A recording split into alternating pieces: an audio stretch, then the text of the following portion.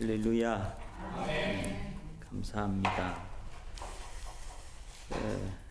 오늘은 이제 지난주 말씀에는 예수님께서 드디어 십자가를 지시기 위해서 로마 병정들 뿐만 아니라 천부장과 유대인의 아랫사람들이 예수님을 붙잡은 사건이 있었고요. 그리고 그 과정 속에서 너희들이 누구를 찾냐 했더니 나사렛 예수다, 나다, 이 말을 하니까 깜짝 놀라가지고 자기들이 잡으려고 온 예수가 눈앞에 있는데 불구하고 그분이 나다, 너희들이 찾는 이가 나다, 나를 잡으러 온 이가 나다, 그 말에 자기들이 놀라서 다리에 힘이 풀려서 주저앉아 버리고 말았다 그랬어요. 얼마만큼 그들이 두려운 마음으로 여기 왔는지. 왜냐하면 예수님의 그동안의 행적을 잘 알고 있기 때문에 잘못하면 예수님이 그 자리에서 무슨 또 한번 이적을 한번 하든지 기적을 한번 일으키든지 뭘 하면 자기들이 힘으로 어떻게 할 수 없다는 걸 너무나 잘 알기 때문에 아마 나다, 그 말에 다리에 힘이 쭉 풀려버리고 말았을지도 몰라요. 오늘 본문에서도 보면 군대와 천부장과 유대인의 아랫사람들이 예수를 잡아 결박가요. 그러니까 예수 한 사람 잡는데 얼마나 많은 사람들이 동원됐냐. 군대가 동원됐죠, 그죠? 천부장과 유대인의 아랫사람들, 그러니까 로마의 병정들만 온 것이 아니라 유대인들이 종들이 같이 온 거예요. 유대인들이 같이 온 거예요. 왜냐하면 이게 로마라고 하는, 지금 이스라엘이라고 하는 나라가 로마의 속국에 돼 있는 상황이거든요. 식민지 하에 있는 상황이야.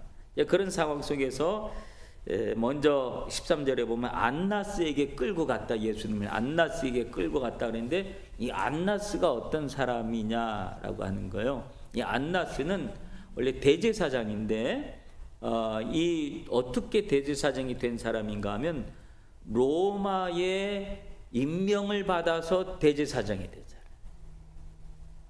그러니까 그가 이 대제사장이라고 하면 누구를 섬기는 사람이에요?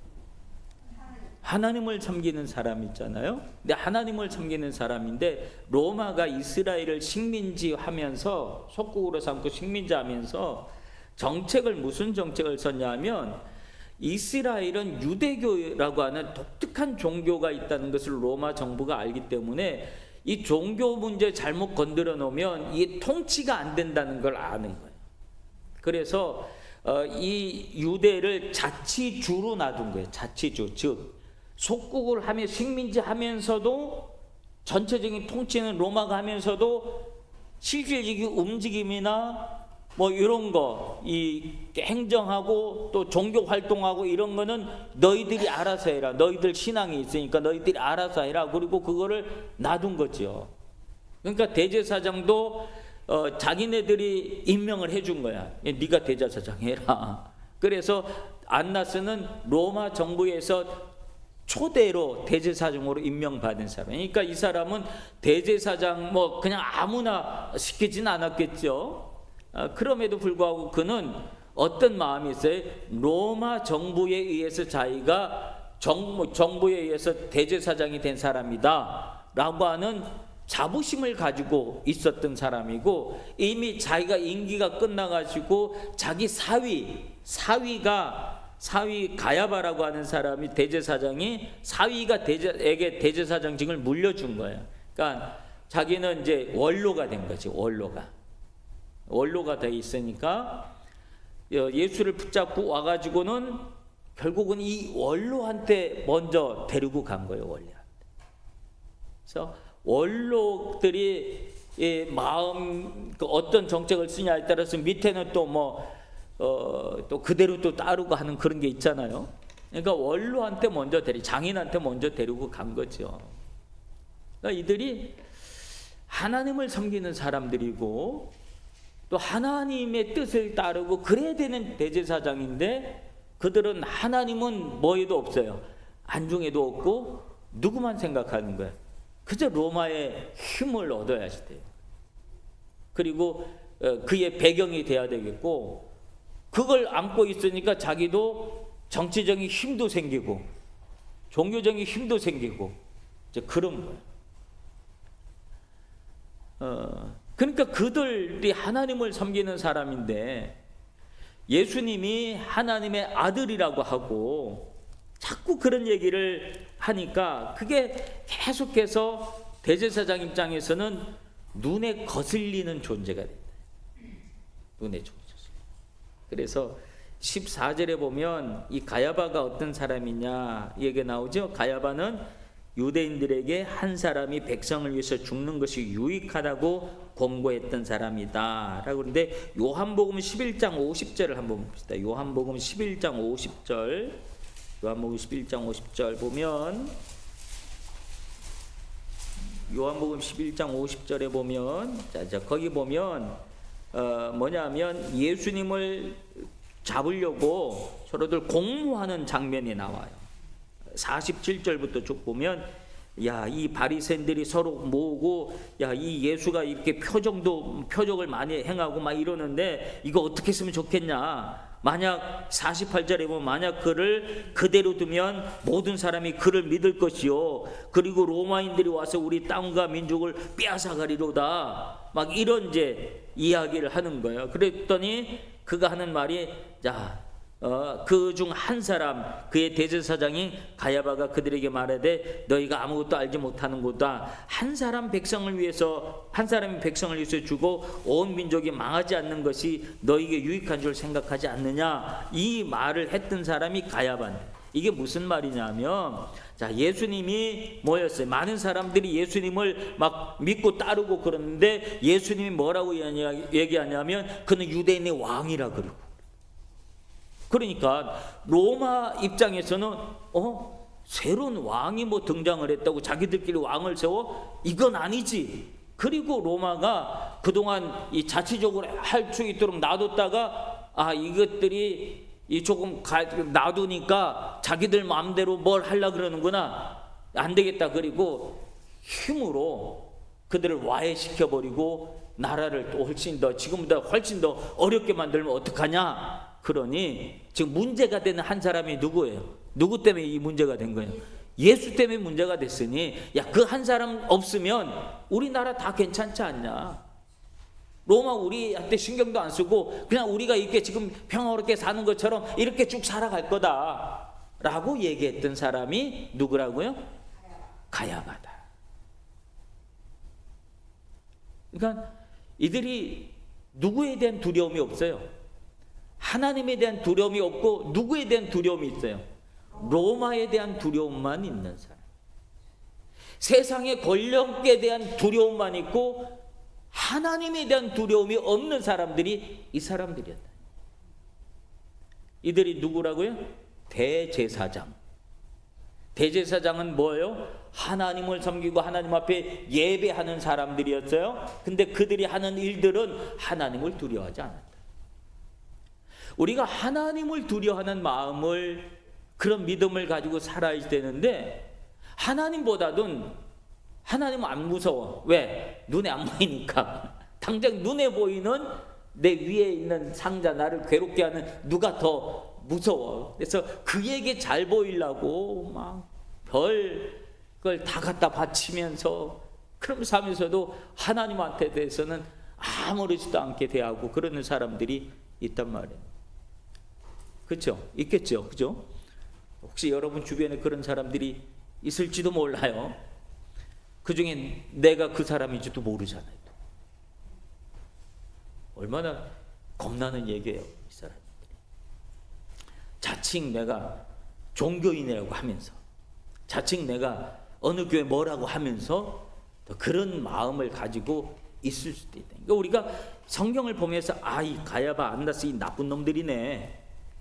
그렇게 말하고 있지만 어떨 때 보면 내가 말한 그 나쁜 놈이 내가 될 수도 있다는 거예요.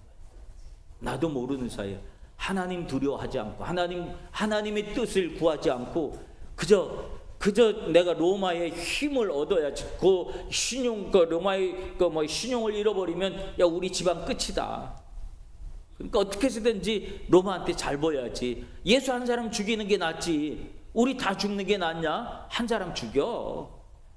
그렇게 얘기했던 사람들이다. 그러니까 가야바한테 예수님을 끌고 간 거야. 그리고 그 다음 15절부터 있었던 얘기가 이제 베드로의 첫 번째 배신의 이야기가 나와요. 자, 15절 한번 봅시다. 15절에 보면 시몬 베드로와 또 다른 제자 한 사람이 예수를 따랐다. 자, 이 두 사람이 예. 근데 다른 제자 한 사람의 이름은 나오지 않는데 그 제자는 인맥을 가지고 있어요. 누구하고 인맥이 있냐면 대제사장하고 인맥이 있는 사람이야. 대제사장 인맥이 있어. 그래서 그 사람이 예수와 함께 대제사장 집 뜰에 들어갔고, 이제 예수님은 이제 붙잡혀서 대제사장 이제 안나서 이쪽 집에 간 거예요. 그 집에 그 뜰에까지 와가지고 거기까지 이제 와가지고 이걸 어떡하지? 저기 어떻게 들어가지? 뜰까지 왔는데 안에 들어가지 못하고 막 이게 어떡하지 그러는데 나머지 제자 하나가 뭐냐면 누가고 알아요? 대제사장 알기 때문에 인맥을 이용해가지고 안에 들어가 야 여기 내가 누구 한 사람 데리고 좀 들어와도 되겠냐? 이제 물어본 거예요. 그래서 18절에 보면 문 지키는 요정이 베드로에게 말하되 16절 보면 베드로는 문 밖에 서 있는데라 대제사장을 안에 달아나가서 문 지키는 여자에게 말하되 베드로를 데리고 들어오니, 그러니까 가서 말해갖고 야 내가 한 사람 좀 데려왔는데 좀 안에 들어올 수 있도록 좀 이렇게 네가 조금 손 좀 봐줘라 그런 거예요. 그래서 이제 베드로를 그 뜰로 이제 데리고 들어온 거죠. 그죠? 들고 들어왔어. 그러고 난 다음에 그 여자 문 지키는 그 여자 아이가 딱 베드로가 들어오는 걸 보면서 저 사람 그랬다는 거예요. 그러면서 한 얘기가 뭐라 그래? 문 지키는 여정이 베드로에게 말하되 너도 이 사람의 제자 중에 하나가 아니냐? 야 너도 제자 중에 하나잖아. 이거 물어본 거야. 그 말을 듣자마자 베드로가 뭐라 그랬어요? 그가 말하되 나는 아니다. 이게 첫 번째 배반이에요. 첫 번째 부인. 나는 아니야. 야, 너도 예수님 저 붙잡힌 저 예수 따른 제자잖아. 나 아니야. 이게 순식간에 일어난 일일까요? 아니면 시간 여유 있게 일어난 일일까요? 순식간에 일어난 일이죠. 시간적으로 보면 순식간에 일어난 일이에요. 그러니까 순식간에 자기도 모르는 사이에 어떻게 했어요? 예수님을 배반하고 말이에요. 여러분 우리가 예수님을 배반하고 그럴 때 신앙을 부인하고 막 그럴 때 많은 고민을 하다가 부인하고 그러는 게 아니라니까요. 예수님 부인하는 거요, 예수님 모른다고 하는 거요, 나 예수 안 믿어 그 말 하는 거요, 순식간에 일어난 일이에요. 그 일이 순식간에 일어나요. 뭐 많이 고민하고 고민하다가 내가 안 믿기로 했다. 그게 아니라 고민하다가 나 그 예수 제자 아니야 라고 말한 것이 아니라 순식간에 일어나. 야, 여러분 이 장면을 생각해봐요. 이 장면을 순식간에 자기도 모르는 사이에 베드로가 얘기를 해버리고 만 다음에 베드로의 마음이 어땠을까요? 베드로의 마음이 자기도 모르는 사이에 하고 말았어. 예수님을 나 아니라고 부인하고 말았어. 나 예수님 제자 아니라고 부인하고 말았어. 나 아니야. 그러고 난 다음에 베드로의 마음이 어땠을까? 예, 표현 한번 해보세요. 얼마나 괴로울까? 뜨끔도 하고 괴롭기도 하고 또 어떤 표현이 또 있을까? 이 베드로의 입장이 한번 돼서 한번 생각해봐요. 어땠을까? 장로이 어땠을 것 같아?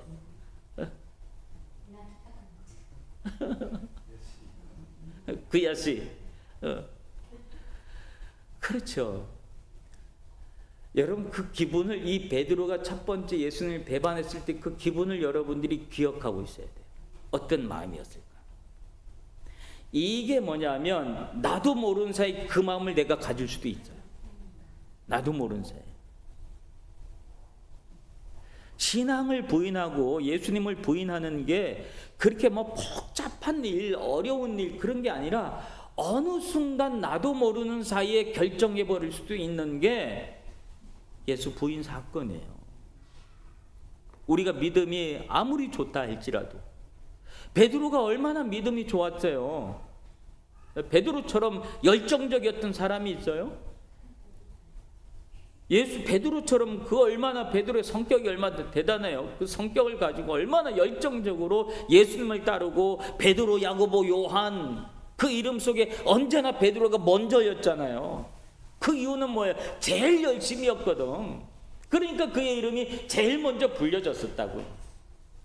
제일 열심이었으니까. 그랬는데 늘 그 의식 속에서도 내가 제일 이 지방이야. 그런 생각을 가지고 있었을 거 아니에요. 그래서 성경에는 수제자라는 말을 쓰지 않았지만 베드로를 언제나 뭐라고 얘기하냐면 수제자라고 표현을 하잖아요. 왜 그렇게 표현을 해요? 늘 제일 먼저고 주의 일하면 주님의 일, 예수님이라면 뭐든지 먼저 제일 먼저 하고 신앙 고백도 얼마나 멋진 신앙 고백을 했었어요. 너는 나를 누구라 하고 아느냐 뭐 그랬을 때 주는 그리스도시요 살아계신 하나님의 아들입니다. 이 신앙 고백을, 멋진 신앙 고백을 막 해댔던 사람 있잖아요. 신앙이 얼마나 훌륭했어요. 예수님에 대해서 얼마나 주님을 사랑했으면 예수님 붙잡힐 때 자기도 모르는 사이에 칼 빼갖고 그 말고의 귀를 잘라버리고 말이지. 그 정도로 예수님에 대해서 적극적이고 호의적이고 예수님을 보호하려고 애를 썼던 그 마음이었잖아요. 그랬는데 배반하는 것이 한순간에 무너졌더라고요. 한순간에. 우리가 예수를 믿으면서 이 베드로가 한순간에 무너진 사람이구나 라고 하는 사실을 염두해 보세요. 아마 신앙이 좋다고 하면 할수록 한순간에 무너질 가능성이 더 높은지도 몰라요. 열심히 있다고 하면 할수록 한순간에 나도 무너져. 목사님 무슨 말씀하세요? 내가 얼마나 믿음이 있고 신앙생활을 얼마나 오래 했고 내가 이 교회를 위해서 얼마나 많은 것을 하고 막 했는데 무슨 신뢰의 말을 그렇게 나한테 해요? 라고 말할 수도 있을지 몰라요. 베드로가 그랬으니까. 다 주를 부인하고 다 주를 버려도 나는 아닙니다 라고 말했던 사람이 베드로였잖아요. 그렇죠? 나는 아닙니다. 다른 사람은 누군지 어떻게 했는지 몰라도 나는 아닙니다. 그랬던 베드로였어요. 한순간에 무너지고 말았다. 한순간에 부인하고 말았다. 우리가 이 베드로의 마음, 그때 그 베드로가 부인하고 난 다음에 있었던 베드로의 그 감정, 요 감정을 우리가 한번 딱 생각하고 그 생각을 하고 신앙생활을 한다고 한다면 나도 이 감정 속에 한순간에 빠질 수도 있겠구나 라는 생각을 하게 되죠. 그러면 우리의 신앙이 그렇게 폼 잡는 신앙생활을 못해요. 어떤 신앙생활을 하게 될까요? 언제나 겸손한 신앙생활을 할 수밖에 없어요. 폼 못 잡는다니까. 나 신앙 있다고 폼 못 잡고 나 뭐 한다고 폼 못 잡는다니까요. 언제나 나도 주님을 배반할 수 있는 가능성을 나도 가지고 있구나. 그 생각하면 주님 앞에 언제나 겸손하게 무릎 꿇는 우리의 모습이 되지 않겠어요? 언제나 자기 자신을 낮추고 살피고 내가 죄인입니다.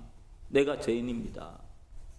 나는 주님을 수없이 모른다고 배반했던 사람입니다. 라는 고백을 할 수 있지 않겠어요? 주님이 사랑하는 사람은 나 신앙 좋습니다. 나 믿음 어떻습니다라고 그렇게 폼나게 얘기하는 사람을 주님이 좋아하는 게 아니라 주님이 좋아하는 사람은 가까이 하고 품에 안는 사람은 누구냐 하면 주여 나는 죄인입니다 라고 고백하는 사람을 주님은 그래 네가 죄인이니까 너는 내가 필요해. 주님이 이 땅에 오신 것은 건강한 사람을 위해서 오신 것이 아니잖아요. 의인을 찾으러 온 것이 아니잖아요. 예수님이 이 땅에 오신 것은 병든 사람을 위해서 오셨고 죄인을 찾으러 죄인을 위해서 이 땅에 오신 예수님이라. 그러니까 언제나 우리가 무슨 의식을 가지고 살아야 될까요? 죄인입니다. 나는 죄인입니다. 나는 언제든지 주님을 배반할 수 있는 죄인입니다. 라는 마음으로 살아야 될 것이에요. 이 신앙의 자세가.